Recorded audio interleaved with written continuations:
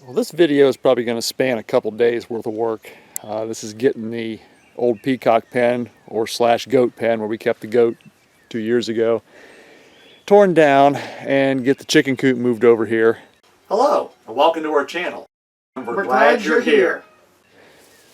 We need to pull all these top boards off, get all this fencing unstapled and rolled up. There's old slat boards around the bottom need to come off, probably get burnt, they're pretty rotten. We need to pull all these posts out of the ground and then probably get a lawnmower in here and get this ground knocked down and cleaned up a little bit. This section up here that does not have grass growing in it, this was tarped last couple years, and this was the area where the goats, the two pygmy goats we had, basically lived here underneath this tarp area. They, for some reason, did not eat stuff like goats normally do. We figured, oh, we'll put them in this pen, they'll eat all this high grass down and keep it cleaned up. They really had no desire to graze. They just really didn't do it at all. They just ate their goat feed, and we kept hay in here for them. So the idea of keeping this cleaned up with goats didn't work at all. It actually, we had chickens in here one year before they realized they could fly out. They did a pretty good job of keeping it eaten down. There was hardly anything in here the first year when the chickens were in here, with the goats as a matter of fact. But then the chickens realized they could fly out and decided it was easier to live in the garage than it was to live in here. So we've got the tarp taken down. Like I said, we need to get these boards off the top, get all these posts out, and get this cleaned up. I think what we're going to do is we're going to leave this center pole. The chicken coop itself is going to be right here facing the main house. Off of this side of the chicken coop, we'll have the 10 by 10 fence over here. And then when we get the goat barn moved, it will sit basically where I'm standing, which will be directly behind the chicken coop, and it will face this direction. And then the 10 by 10 fence will go in front of the barn facing that direction. So that way the two fences will be together and the two buildings will be together. We can probably use this center pole to run electric to power both buildings, because there's a timer in the chicken coop to keep the light on. I think it's 16 hours a day is what it's set for. And also for heaters for water and so forth. And then we can put a light in this other barn and have heated water in there as well. I mean, right now there's nothing to put in that blue barn that we haven't moved over here yet, but it will house whatever. If we need to put the dogs in there for some reason, it's there. If we end up getting any kind of small animals, they can go in there for now. And when the peacock, or probably actually the peahen, has eggs, if they hatch, we put her out here with the babies until they get old enough to not be in danger. So we can put them in that building and fence, which will be a little bit better than just being in a fence, which is what we had last year. So there's where we're at on this. We're going to start tearing this thing down today. We'll just video our progress as we go, tearing it down. And then when we drag the chicken coop, which I don't know if you can probably see where it's at over there beside the sailboat. When we drag that over here in position, we'll show that. And we'll also do a video when we go over to get the other buildings and bring them over here. But there's where we're at on that little project. Like I said, we're going to start tearing this top off today, and maybe these bottom boards to get them burnt and cleaned up. And hopefully we'll get this done pretty quick to get those chickens moved. I mean, I've kind of showed the chickens before. I'm sure you can hear the big rooster over there crowing away. I mean, they're in this pen over in the woods. I mean, it's a nice pen, they're secure. We have had a few animals dig their way in there. Back corner got ripped open last year. I think we lost 3 chickens before we realized what was going on. But and that's where they're at now. It is shaded, which is probably good in a way. It keeps them from overheating too much. But it's always damp in there, and they only have those 2 dog houses to get in. And some places to roost around the corner. and they lay their eggs. Most of their eggs get laid in that rabbit hutch in the back wall. But like I said, it's secure for them. But being back in the woods, I think it does tend to draw predators more because it is in the woods. And I think they may benefit with being able to be out in the sun some more than they are back in here. And then once they get... Boy, you're just not being cooperative with me filming a video, are you? Once they get acclimated to the new coop and fence, we're hoping to actually let them out to free range a little bit more. And then hopefully they'll go back in there at night instead of in the garage like they did last time we free ranged them. That's the main reason we keep them penned up in here, is when they free range, they tend to go in the garage and then they roost on the toolboxes at night and we get poop everywhere. And then it's an Easter egg hunt every morning to try and find the eggs. And the peacocks, let's see if we can find them out and about here this morning. There's one of the males there. They do live in the garage. They roost up in the rafters. So there's always peacock droppings to deal with in the garage. But at least we know where they go because they're in the rafters in certain areas, and we have what we call poop zones in the garage that we know not to park things there or put things there because that's where the peacocks do their business. Whereas the chickens, being smaller, they roosted lower, mainly on, like I said, the toolboxes, and it tended to make quite a mess. Let's try and catch the other peacocks here. That was one of the males. There's one of the other males sneaking around the corner of the house. Figures none of them are doing their pretty dance with their tails this morning. Got one of the third males over there on the rock. And then we've got the female and last year's baby. That's the last year's baby there, that male. He doesn't have his big tail yet. And there's the old mama peahen there. So that's the 5 peacocks. Like I said, unfortunately, none of them are doing their pretty dance this morning. We'll try and get a video on that when they do.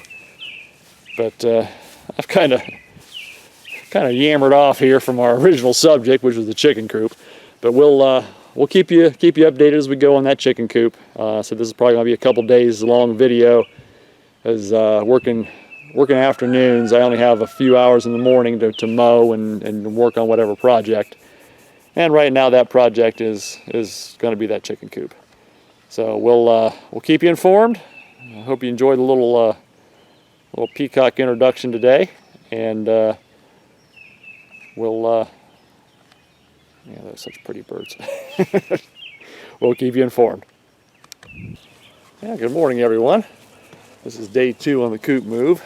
Since I finished yesterday with my tangent roaming off into the yard looking at the peacocks, thought I'd start that today since we got one of them here doing his pretty dance. Keeps turning away from me and getting in the shadows, but yeah, we'll have all 3 of the big males. He's chasing the Doberman. We'll have all 3 of the big males out here doing this in the yard early in the spring like this. It's their breeding show off. So that's the pretty peacocks out doing their thing. Got one of them roaming around over here, not dancing. Not sure where the number 3 is, but got one of them here doing his pretty dance. So I just wanted to start with that today since I didn't get him dancing yesterday. Okay, now day 2's actual coop progress from day 1. Not a whole lot to really see, but all the wood that was around the bottom is gone. It was like the sawmill slats. They were pretty rotten, but those have all been pulled up out of there. And I don't know if you remember from yesterday's video, there was a box here in this corner on the inside, and it's been tore out of there. So that's yesterday's progress. That wood's all been torn out of there and burnt. Now today, I'm going to start taking this rim around the top off. These boards should still be good. They're actually like a fake log siding. It's a tongue and groove with a round edge on it, and those look to be in pretty decent shape. So I'll try and get those off without breaking them so we can reuse them for something. And then we're going to start pulling all the staples out of these uprights and getting this fencing down. So that might take a day or so because like I said, because of having to go to work. But once we get that down, then we need to figure a way to pull these posts out of the ground. I really hate to cut them off because that's just going to push back up with the frost. And they are all locust posts, so we might be able to use them for something else. So we'll figure a way to pull those out of the ground, maybe rig something up on the snow plow and use the lift on the plow to pick them up. I don't think the 3-point on the tractor is strong enough. I know the plow pump is actually stronger than the 3-point. So we will get that top off, get this screen off, and as always, keep you updated. Okay, we haven't been able to work on this for a couple days. I've had a couple other things to work on. But this morning, all of the fence is unstapled the whole way around, with the exception of this corner post with the door on it.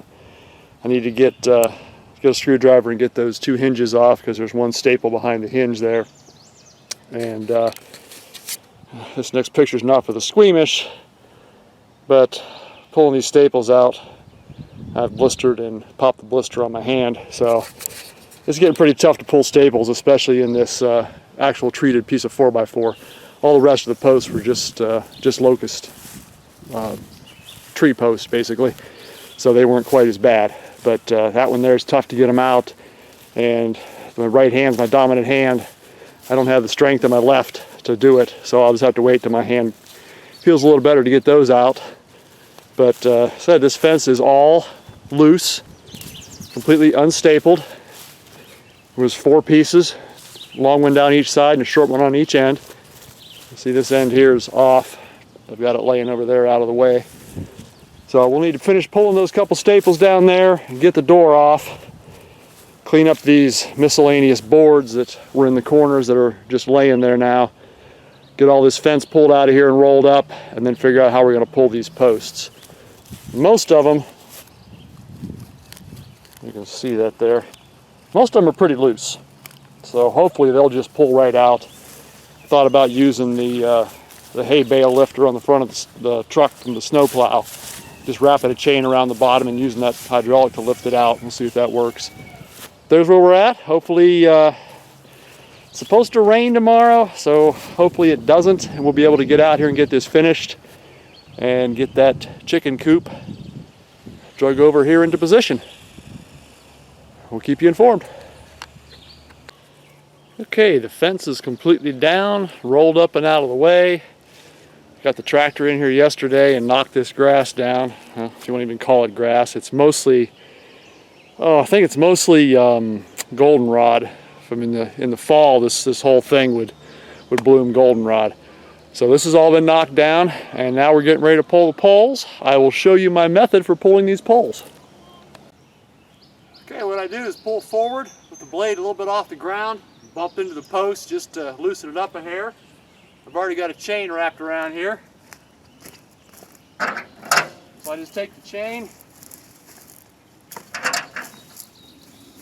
wrap it around the post once, hook it back on itself, start the truck, and lift the plow.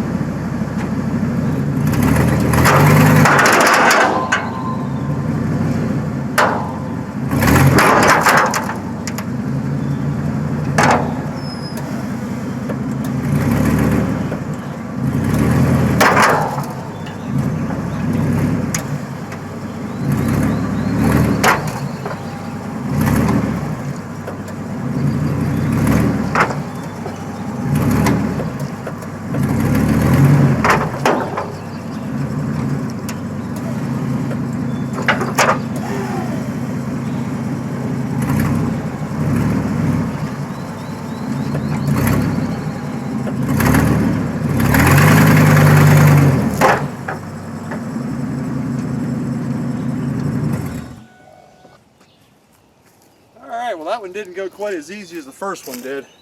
First one I hooked on, it pulled right out by itself. That one was a little more stuck in the ground, but as you can see, moving the truck back and forth a little bit was enough to break it loose, pull it right out of the ground.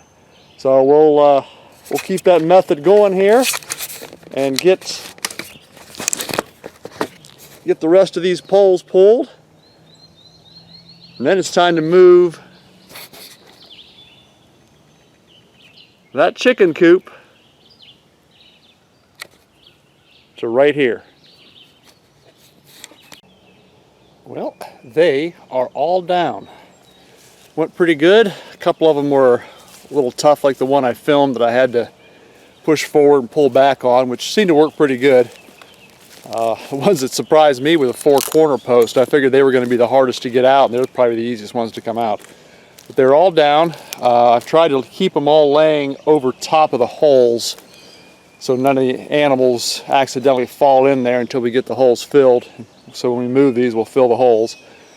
Probably going to leave this elderberry bush here. We don't do anything with it, but there are quite a few Mennonite families that live around here. We thought about asking them if the girls want to come up and pick the elderberries. I'm sure they probably make jam or something like that out of it. But there we have it, all pulled out. I think I mentioned before, we're leaving this center pole. The chicken coop's going to go on this side of the pole, and that blue barn is going to go on this side of the pole with the cages or the fences out here in the front. So maybe we'll run electric out here and mount electric on this pole or something, because we do want to have lighting in there and a way to put heaters in it for the winter for water. The only one that really gave me any fits was the one, the 4x6 that had the gate mounted to it. Didn't know it had a concrete block on the bottom of it, so it was a little tougher to get out. Struggled quite a bit on it, but the rest of them pretty much came out pretty doggone easily. So we are to this point, need to get all these poles moved to a storage location and fill all the holes, run the mower through here again to catch what I couldn't get because the poles were in the way, and then get that coop drug up here. It should be a pretty straightforward drag. Just hook straight to it and just drag it right to here, get it in position. So we'll show you when that happens, and hopefully we'll get this moved pretty soon and get those chickens out of that muddy mess they're in over there behind the Jubilee. All right, our area is all prepped. Some of the holes still need filled, but it's good enough for right now. Time for a little bit of truck abuse tonight. We've got a chain running underneath the coop, and it's hooked to the pintle hook, and we're going to pull the chicken coop into its new location.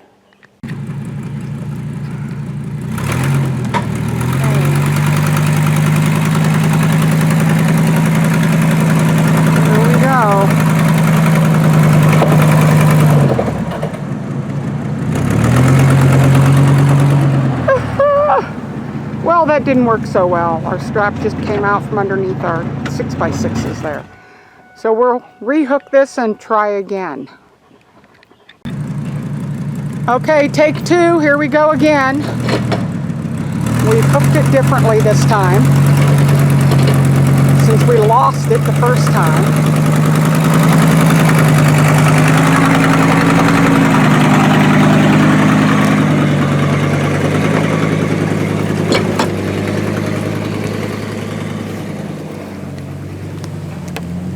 I'm not sure if somebody's supposed to be telling him where to stop or if he knows.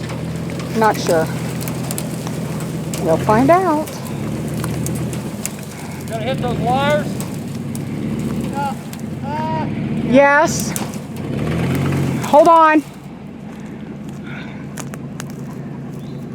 You need to use the orange picker?